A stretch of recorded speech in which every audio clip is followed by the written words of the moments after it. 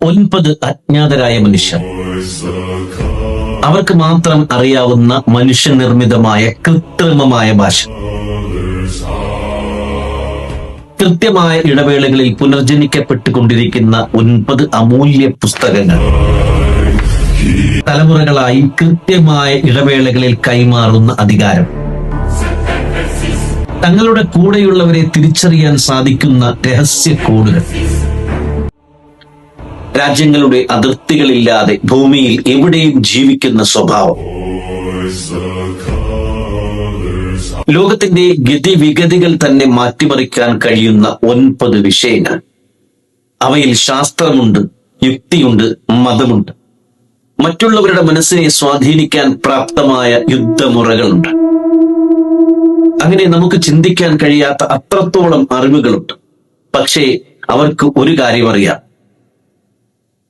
തങ്ങളുടെ ഈ അറിവുകൾ ദുഷ്ടശക്തികളുടെ കയ്യിൽ എത്തിച്ചേർന്നാൽ അത് ഈ പ്രപഞ്ചത്തിന്റെ അവസാനമായിരിക്കുമെന്ന്. അതുകൊണ്ട് അവർ എപ്പോഴും ഒരു രഹസ്യ സ്വഭാവം ജീവിതത്തിൽ പുലർത്തും. നിങ്ങൾ കേട്ടിട്ടുണ്ടാകും ഇല്ലുമിനാനിറ്റി.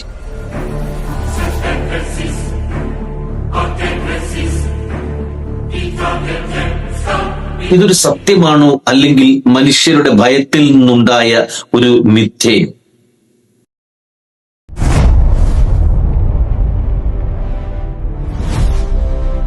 Lucifer, Abraham Qureshi. ഈ പേരുകൾക്ക് പിന്നിലെ മലയാളി തിരഞ്ഞ ഒരു വാക്കുണ്ട്: ഇല്ലുമിനാനിറ്റി. സത്യത്തിൽ ഈ സിനിമയിൽ കാണുന്ന ഈ കണ്ണടയും മോതിരവും മാത്രമാണ് ഈ രഹസ്യ സംഘടന? അതോ ലോകത്തിന്റെ ഗതിവിഗതികൾ നിർണയിക്കുന്ന ആ അദൃശ്യ ശക്തി ശരിക്കും നിലവിലുണ്ടോ?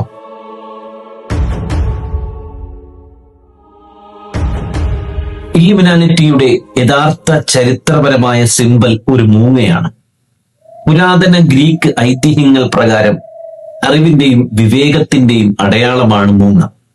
ഇരുട്ടിലും എല്ലാം കാണാൻ കഴിയുന്ന ഒരു ജീവി എന്ന നിലയിലാണ് ഇതിനെ തിരഞ്ഞെടുത്തിരിക്കുന്നത്. ബാഫോമെറ്റ്, ഒരു ആടിന്റെ തലയുള്ള രൂപമാണിത്. ഇത് നിഗൂഢതകളെയും വിപരീത ശക്തികളുടെ സംഗമത്തെയും സൂചിപ്പിക്കുന്നു. ഇത് പലപ്പോഴും സാത്താനിക് ഗ്രൂപ്പുകളുമായി ബന്ധപ്പെട്ടാണ് കാണാറുള്ളതെങ്കിലും ഇല്ലുമിനാനിറ്റി സിദ്ധാന്തങ്ങളിലും ഇത് കടന്നു വരാറുണ്ട്. The all of seeing I, ഒരു ത്രികോണത്തിൽ കാണപ്പെടുന്ന കണ്ണ്, ദൈവം എല്ലാം കാണുന്നു എന്ന് സൂചിപ്പിക്കുന്നതിന് വേണ്ടിയായിരുന്നു പണ്ടിത് ഉപയോഗിച്ചിരുന്നത്. എന്നാൽ ഇല്ലുമിനാലിറ്റി ലോകത്തെ നിയന്ത്രിക്കുന്നു എന്ന അർത്ഥത്തിലാണ് പലരും ഇതിനെ വ്യാഖ്യാനിക്കുന്നത്. പിരമിഡ്, അധികാരത്തിന്റെ ശ്രേണിയെ ഇത് സൂചിപ്പിക്കുന്നു. അമേരിക്കൻ ഡോളറിലെ പിരമിഡിന് മുകളിൽ കാണുന്ന കണ്ണാണ് പലപ്പോഴും ഈ സന്ദേശങ്ങൾക്ക് ആധാരം. തലകീഴായ നക്ഷത്രം, ഇത് സാത്താൻ ആരാധനയുമായി ബന്ധപ്പെട്ടതാണെന്നും ഇല്ലുമിനാലിറ്റിക്ക് ഇതിൽ പങ്കുണ്ടെന്നും ചിലർ വിശ്വസിക്കുന്നു. പ്രശസ്ത വ്യക്തികൾ കാണിക്കുന്ന കൈമുദ്രകൾ ഇല്ലുമിനാലിറ്റിയുടെ അംഗത്വത്തിന്റെ അടയാളമാണെന്ന് സോഷ്യൽ മീഡിയയിൽ പ്രചരിക്കാറുണ്ട്.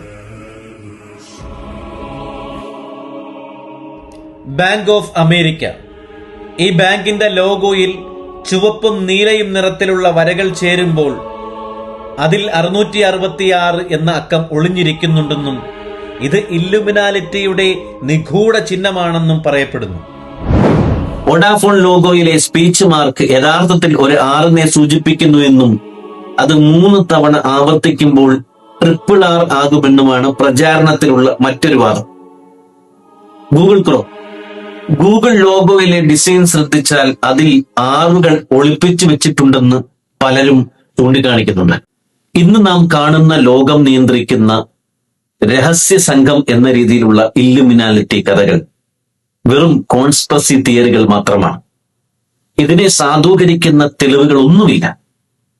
അവയിൽ ചിലത് ഇവയാണ്: ലോക നിയന്ത്രണം, ബാങ്കുകൾ, രാഷ്ട്രത്തലവന്മാർ, ഹോളിവുഡ് താരങ്ങൾ എന്നിവരെല്ലാം ഇല്ലുമിനാനിറ്റി അംഗങ്ങളാണെന്നും അവർ ലോകത്തെ നിയന്ത്രിക്കുന്നു എന്നുമുള്ള വാദം തെറ്റാണ്.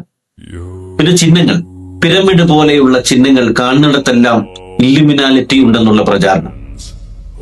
സത്യത്തിൽ ഇവ പുരാതന സംസ്കാരങ്ങളിലും പള്ളികളിലും വർഷങ്ങളായി ഉപയോഗിക്കുന്നവയാണ്.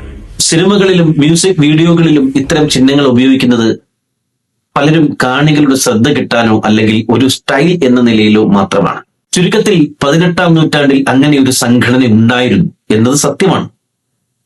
എന്നാൽ ഇന്ന് അവർ ലോകത്തെ രഹസ്യമായി ഭരിക്കുന്നു എന്നതും ഈ ലോക സംഭവങ്ങൾക്കെല്ലാം പിന്നിൽ അവരാണെന്നുമുള്ളൊരു വാദം, അത് ഭാവനാ സൃഷ്ടിയോ അല്ലെങ്കിൽ മിഥ്യയോ ആണ്.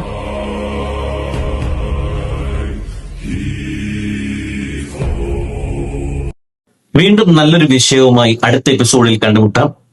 അതുവരെ ബൈ.